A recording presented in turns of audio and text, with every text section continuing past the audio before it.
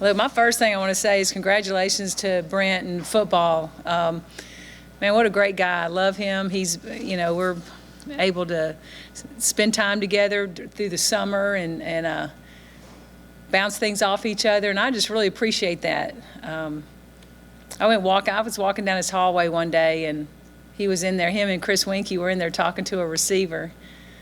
And I was like, oh, excuse me, and I'm leaving. He goes, no, come on in, sit down, listen. I was like, I felt like I was in a tutoring session of, like I was listening to how he did things. I loved it. So really appreciate his willingness to be open and share things. And so we really like the relationship with him. Basketball season has officially started. We're excited about it. Looking forward to definitely being much improved from last season. It was a disappointment, and it's not who we are as a basketball program. So this year we're looking forward to having players returning with experience, because we got a lot of players back that got some valuable playing time last year. So our expectations are strong, and we're looking forward to getting going.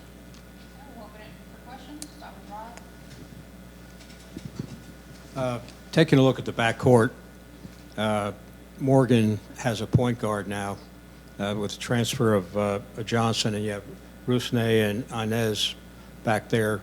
How do you see that group working together, and do you feel that this should be an improved year for Morgan, not having to handle the ball all the time? Yeah, I mean, now Tony is our returning starting point guard, and she has valuable experience under her belt, all ACC freshman team last year. And so Sydney Johnson brings valuable playing time from Boston University, 4 years career there.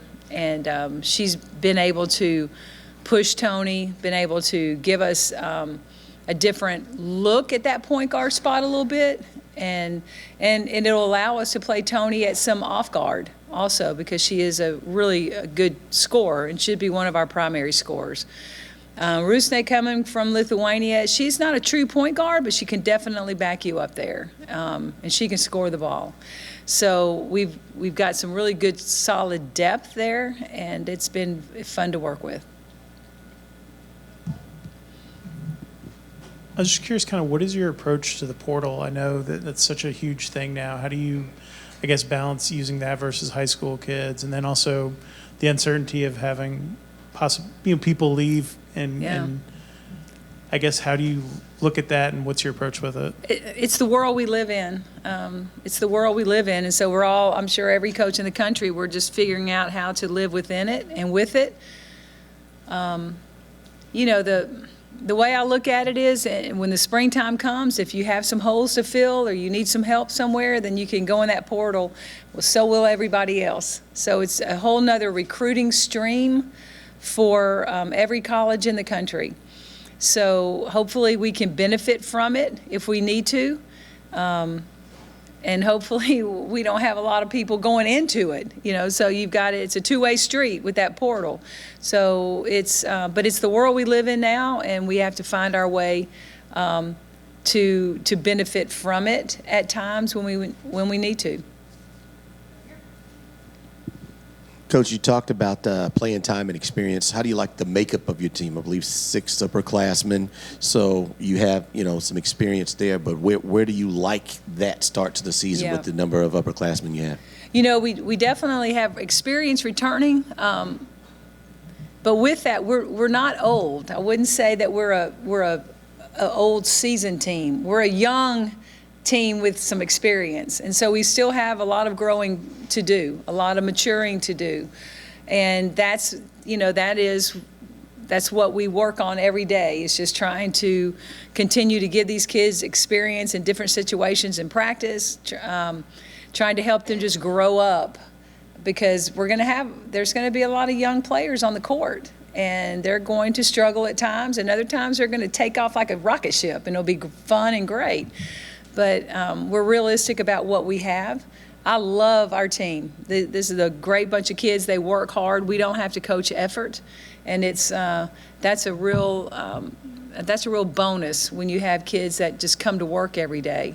But they're still growing in their knowledge of the game and what we need them to do to perform at their highest level.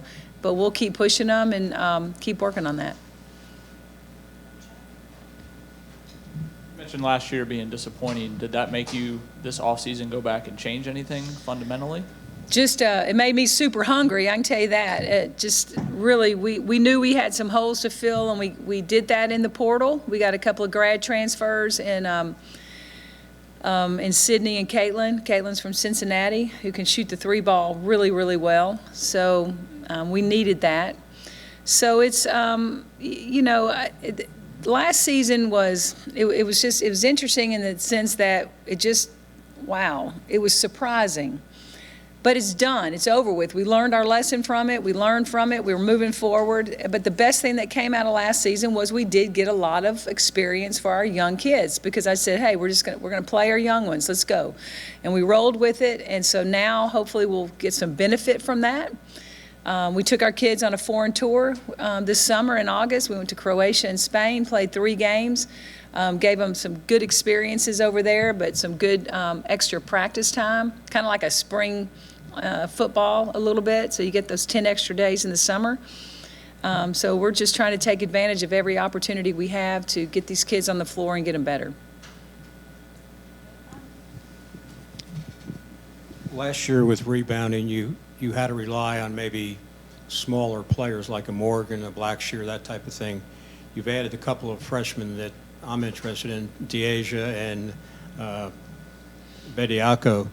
They seem like they have the physical size to be a rebounder. What are you seeing from them in practice? Yeah, and they're doing just that. They're physical players. Deasia Thomas, a really good offensive rebounder. She's got some speed and quickness, 6'1" with that height, and really has kind of a nose for the ball on the offensive end. Bediako is a big physical player. I'm not sure we've had a player like her, but since I've been here, she likes the physicality, she invites it, but she has some growing to do. She's got some developing to do, but she shows what she's capable of when it comes time to go board the ball, and that's really exciting to see.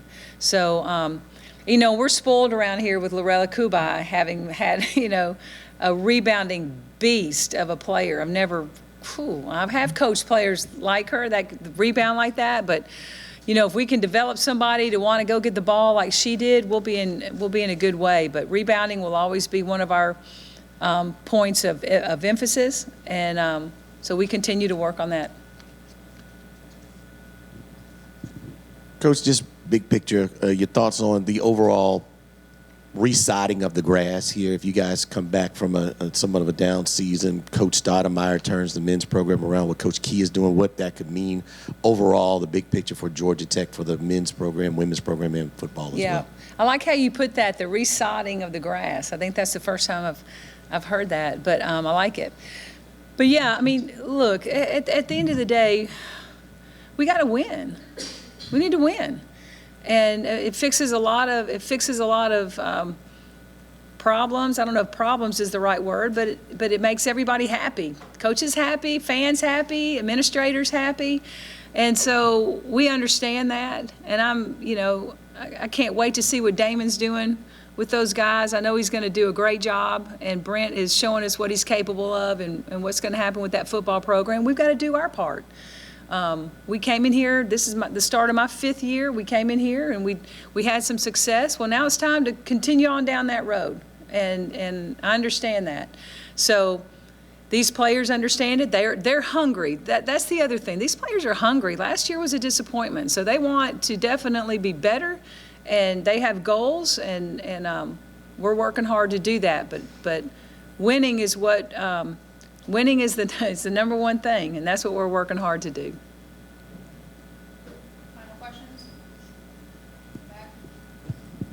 Hey, Coach, talk about your team and what you hope for their evolution as the season goes along, because we all saw what happened at tournament time last year. Just get to the tournament and look at what's possible. Talk a little bit about that. Yeah, a little bit. Okay, let me see if I can put some thought into that a little bit. thinking like evolution of the team as the season goes. That's what you're asking? So obviously the end goal is always the NCAA tournament, right? So that's so every day, and when you're preparing to get better in certain areas so the end goal can happen. We have some depth this year, so as we go down through this season, can we be a better, can we pressure better? Can we press? Can we take advantage of the depth that we have to continue to do certain things well, like be a better three-point shooting team? Be strategic in how we push the ball in transition. Be strategic in how we're distributing the ball. We want to really be on point with that when it gets down to around that end of January, February, and heading into March. So the evolution of this team is to continue to develop our bench because we have strength there. So can we use our numbers to help us really excel towards the end of this season on into the postseason? So I hope that answered your question, but every day the development of these players to contribute on the floor is extremely important to us every day because we've got more depth.